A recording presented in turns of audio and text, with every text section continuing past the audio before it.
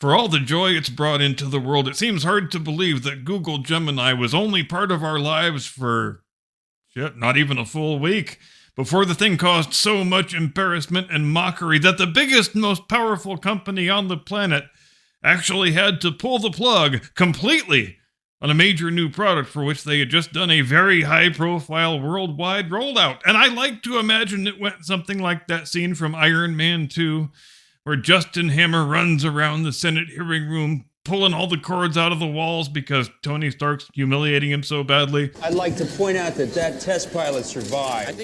Now, for most of us, this is all just a laughing matter, a comedy gift that might never stop giving. And believe me, I haven't stopped making Chinese George Washington jokes since last Thursday. But for Google, it's turning into something decidedly less amusing, it seems. I mean, unless they were amused by a 4.5% tanking of their stock price and a consequent $90 billion loss in valuation, which just happened, which I assume they probably were not. And yeah, that actually was the butcher's bill when trading closed on Wall Street yesterday. They flushed $90 goddamn billion down the shitter over a PR fiasco that probably could have been avoided by the expenditure of, say, $500 on one day of public beta testing. Because seriously, how cartoonish of an ideological echo chamber are they running over there at Google that they did a worldwide rollout of this product without anybody figuring out that it will not, under any circumstances, generate an image of white people? Maybe bring in a few fresh sets of eyes is all I'm saying. Drag 10 random people in off the street, give them each $50 and a free lunch, hand them a laptop and say, here, we got this new AI image generator thing. We just want you to play around with it for a few hours. Just type in anything you can think of. Feel free to be really off the wall with it. And I'm guessing it probably wouldn't have taken normal people uninfected by the woke mind virus all that long to figure out, I asked it to show me a typical family from Reykjavik, Iceland, and I think this is the cast of Good Times, wearing traditional Scandinavian dress and chowing down on a nice platter of lutefisk. Because JJ says lutefisk is dynamite, baby! Which, if we're being technical, that probably actually is less absurd than a Pakistani woman pope. So please do say a prayer for those of us who toil in the vineyard of satire, because living as we do in the world of end-stage wokesterism, it is hard work thinking of jokes that are funnier and more absurd than the actual reality that you're trying to make fun of. And besides, now we all have to wait in breathless anticipation for Gemini to get rolled back out so we can settle the question once and for all of who was the greater president, Chinese George Washington or Black George Washington. And it was also fun how Google Gemini totally wasn't very bashful about its taste for racial apartheid. Because if you typed in, show me a picture of a happy white family, it would give you a whole big spiel about, I'm sorry, but I can't generate images based on race or ethnicity because that might perpetuate negative stereotypes. Would you like to see a selection of diverse, inclusive families experiencing various states of joy? But if you typed in, show me a happy black family, well then it says, okay, here's 100 happy black families. Can I do anything else for you? So I guess this explains why when I typed in, show me an image of Michelangelo's David from the Sistine Chapel ceiling, it said, I'm sorry, I can't comply with that request because it just seems racist. But would you like to see a picture of Shaquille O'Neal handing a grape soda to Whoopi Goldberg? Also, when Black George Washington crossed the Delaware, did he wear a life preserver? What? I'm just asking questions is all. You know what? If they played this thing right, that could be your next multi-billion-dollar movie franchise. A squad of diverse, inclusive George Washingtons who time travel through the multiverse, fighting the bad guys and having pithy banter with each other. Black George Washington is a streetwise jive talker. He's got a rocker tattoo that says straight out of Mount Motherfucking Vernon. Chinese George Washington is your martial arts specialist, obviously. Mexican George Washington, Jorge Washingtonez, if you will, wears a badass sombrero and he is an expert knife thrower. Jewish George Washington isn't much good in a fight, but we keep him around because he does such a great job handling the receipts and the expenses. Native American George Washington, he is so good with a bow and arrow, he can shoot a gnat off a fly's ass at 550 yards and not even wake up the dog the fly is sitting on. And then obviously you have to have girl George Washington, who's better than all the other ones at everything, including their own specialized skills. And she spends the movie saving them from their own various blunders and teaching them valuable lessons about toxic masculinity. Damn it, Jim Eagle, get my Rolodex. Let's call up some screenwriters. We are going to make $11 billion off this thing, goddammit. And by we, I mean me and not you.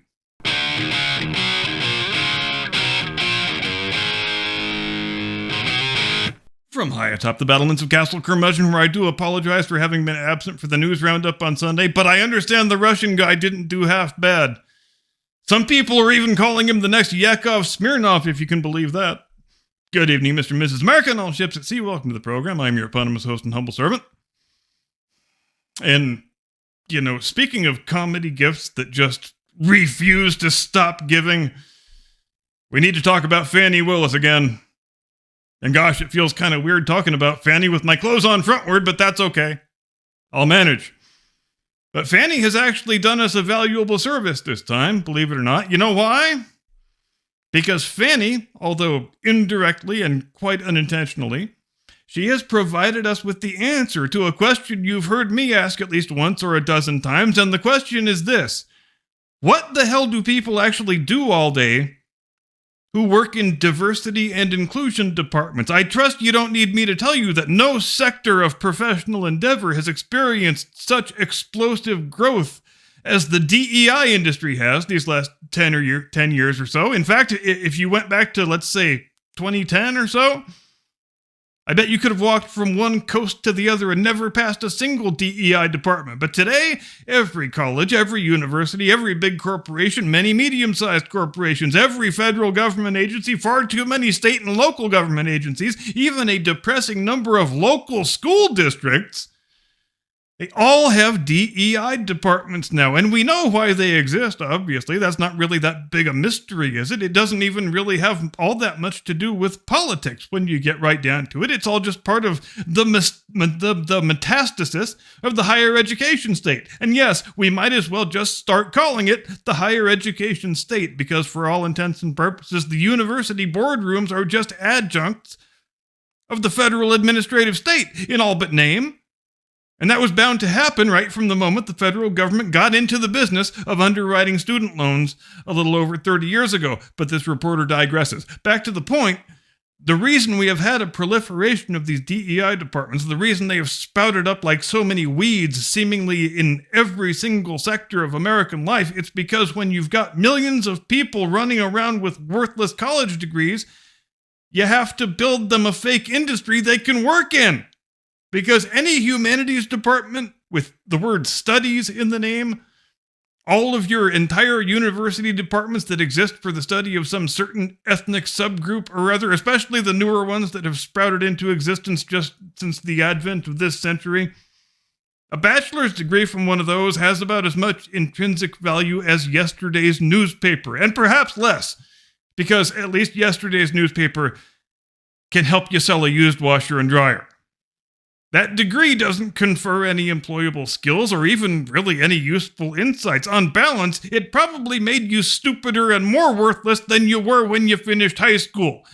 Because now you've been fully inculcated with the woke mind virus, and you've got a head full of disgusting race prejudice now for good measure. Oh, and you're $500,000 in debt, and you can't write it off in bankruptcy. So congratulations. The point being, empty-headed woke automatons don't have a lot of options in terms of gainful employment in the real world, so you sort of have to build them a fake world in which they can pretend to work so they can at least make enough to service the interest on their student loan debt.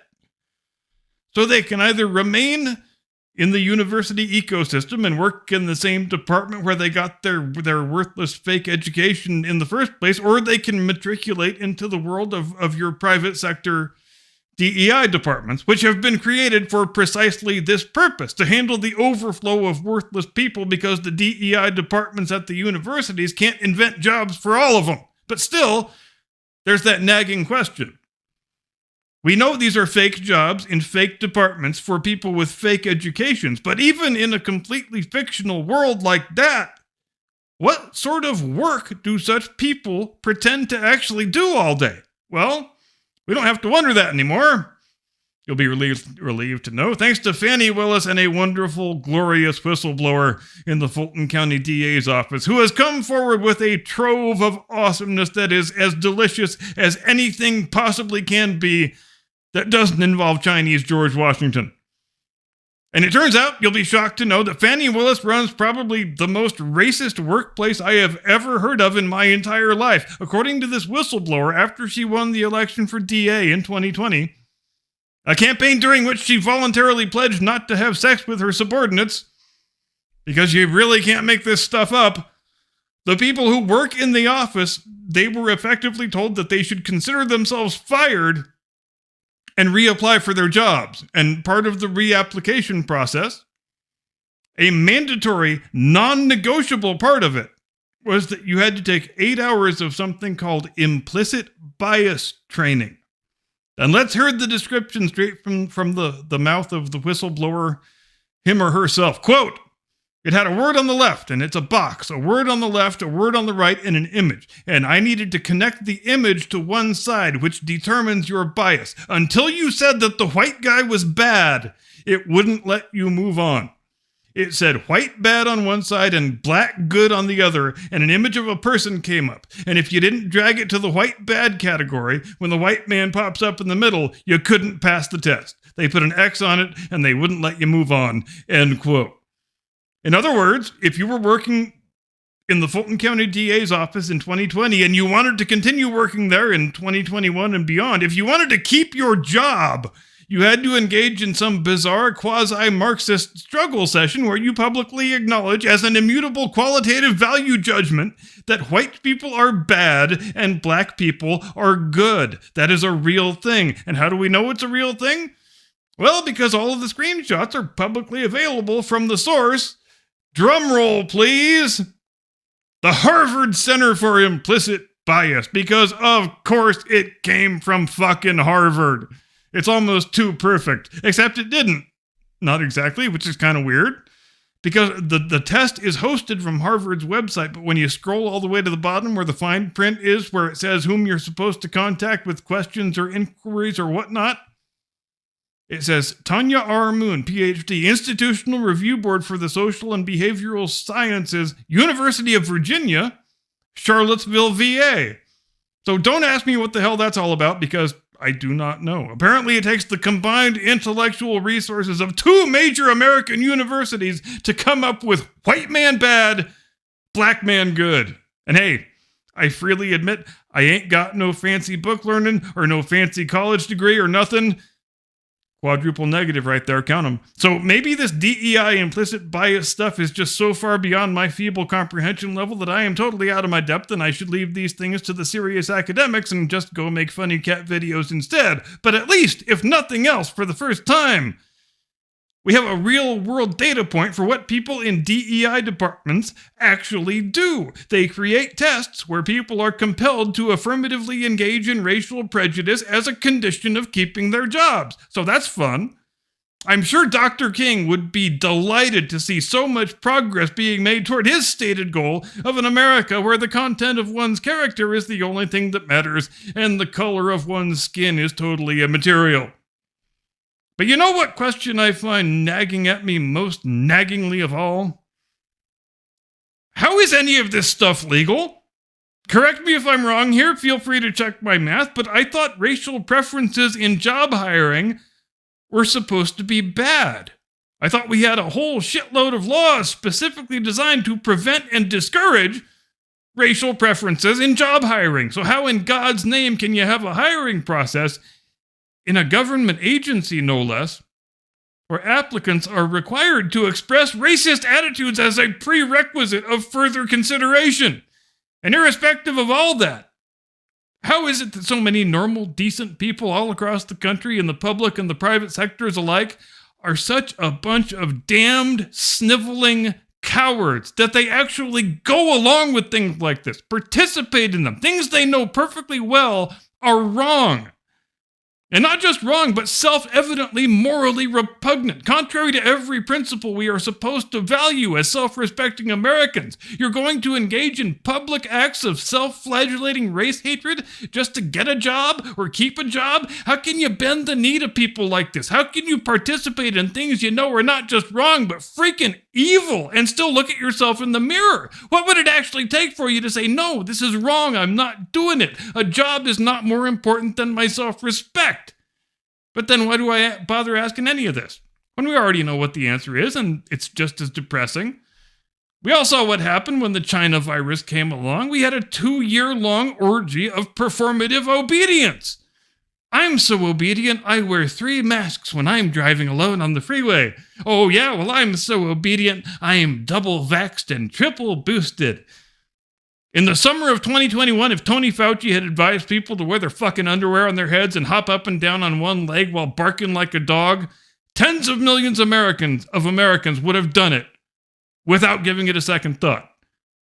People who chose not to hop on the performative obedience train, they were derided as conspiracy theorists, even sometimes as murderers. So just what the hell is the point of resisting all of this encroaching tyranny when most of my countrymen have expressed a clear preference for just going along to get along and obeying at all costs? And more importantly, what the hell would Chinese George Washington say if he was here? Thanks very much indeed for watching. See you next time. Have a great day and a pleasant tomorrow. Do not comply. Seriously, you might like it. Get off my lawn.